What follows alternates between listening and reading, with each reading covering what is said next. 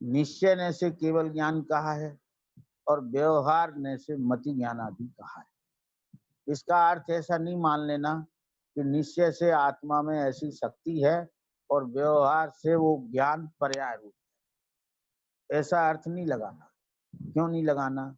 यहाँ निश्चय से जब बात की है तब ये कहा है कि पदार्थों को जानने की क्रिया रूप। क्या कहा है? पदार्थों को जानने की क्रिया रूप। तो पदार्थों को जानने की क्रिया रूप है, इसका मतलब ये है कि ये ज्ञान गुण की पर्याय है, जो जानने की क्रिया रूप। तो एक समय में दो परस्पर विरुद्ध पर्याय नहीं हो सकती। जैसी एक केवल ज्ञान की हो और फिर एक और मति ज्ञान की हो, ऐसी दो परस्पर विरुद्ध पर्याय नहीं हो सकती। तो फिर क्या है कि पर्याय एक ही है, उसकी ये दुरूपता है। क्या? ज्ञान की। कि उस ज्ञान को यदि सामान्य दृष्टि से देखते हैं तो वह केवल ज्ञान, और अगर विशेष दृष्टि से देखते हैं तो उसमें इंद्रिय मन का आलंबन होने से वह मति ज्ञान, और ये कर्णेंद्रिय द्वारा सुने हुए शब्द का ज्ञान होने से उसको श्रुत ज्ञान भी कहते हैं। क्षयोपशम ज्ञानावरण का क्षयोपशम निमित्त होने से उसको छायोपस्मित भी कहते हैं। क्या ख्याल? और ज्ञेय विशेष को जानने से उसको ज्ञेय का ज्ञान भी कहते हैं। अब सामान्य दृष्टि से अगर उस ज्ञान को देखते हैं तो ज्ञान केवल जानन जानन जानन जानन रूप होने से वह केवल ज्ञान। तो ज्ञान दो नहीं है, एक दृष्टि से वह केवल ज्ञान रूप दिखाई देता है और दूसरी दृष्टि से वह मति ज्ञान रूप दिखाई देता है। तो ज्ञान दो नहीं है।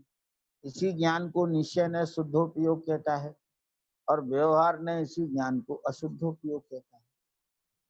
क्या क्या? निश्चय ने शुद्धोपयोग क्यों कहता है? ये ज्ञान नो कर्म द्रव्य कर्म भाव कर्म रूप नहीं होता है, इसलिए इस ज्ञान को शुद्धोपयोग कहते हैं। और भी हेतु है, ये ज्ञान शुभाशुभ रूप विकारी मोह राग देश रूप नहीं होता है, इसलिए भी यह ज्ञान शुद्ध है। और इसमें ज्ञेयाकार होता है पर इसमें ज्ञेय कृत अशुद्धता नहीं होती, इसलिए भी यह ज्ञान शुद्ध है। इस प्रकार ये शुद्धोपयोग। और व्यवहार ने इसको अशुद्धोपयोग कहता है। क्यों कहता है?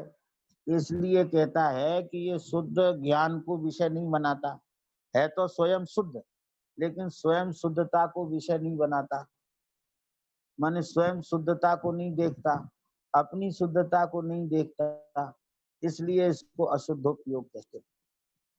दूसरा अशुद्धोपयोग कहने का एक हेतु और है कि ये राग मोह राग देश की उत्पत्ति में कारण बनता है, इसलिए भी इस ज्ञान को अशुद्धोपयोग कहते हैं।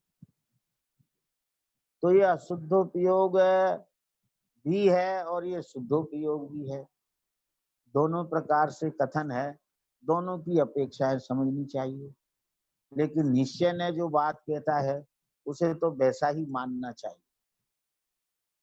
और व्यवहार ने कहता है तो उसकी अपेक्षा समझना चाहिए क्यों कहता है। तो निश्चय ने इसको शुद्धोपयोग कहता है तो इसको शुद्धोपयोग ही मानना चाहिए, और व्यवहार ने इसे अशुद्धोपयोग कहता है तो क्यों कहता है व्यवहार, वो समझना चाहिए।